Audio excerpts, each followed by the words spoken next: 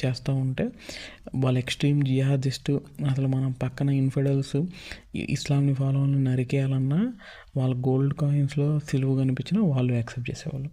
So రెండు పక్కల కూడా భయంకరమైన మేము రిలీజియస్ వాదులు, ఎంత రిలీజియస్ వాదులు అంటే పక్క రిలీజన్ని చంపేస్తాము అనుకునే మైండ్ సెట్ కలిగిన వాళ్ళు కూడా గోల్డ్ కాయిన్లో అవతల మతం యొక్క రైటింగ్ ఉన్నా కానీ యాక్సెప్ట్ చేయడం అనేది స్టార్ట్ చేశారు అనమాట. అంటే అందులో క్రైస్ట్, వర్జిన్ మేరీ ఉన్న ఫోటో ఉన్నా కానీ ఆ గోల్డ్ కాయిన్స్ అనేది వాళ్ళు ట్రేడ్లో యాక్సెప్ట్ చేస్తూ వచ్చేవాళ్ళు అనమాట.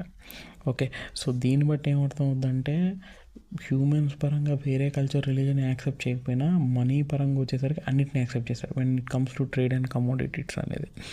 ఓకే, సో ఈ పార్ట్ని అతను ఎంఫసైజ్ చేయడానికి చెప్పాను. అంటే హౌ ఇంపార్టెంట్ ఈజ్ మనీ. ఎక్కడైతే సెంటిమెంట్స్, ఎమోషన్స్, రిలీజియస్ ఫెయిల్ అవుతాయో అక్కడ మనీ అనేది ప్లే చేసి మూమెంట్ చేస్తుంది అన్నట్టు. అంటే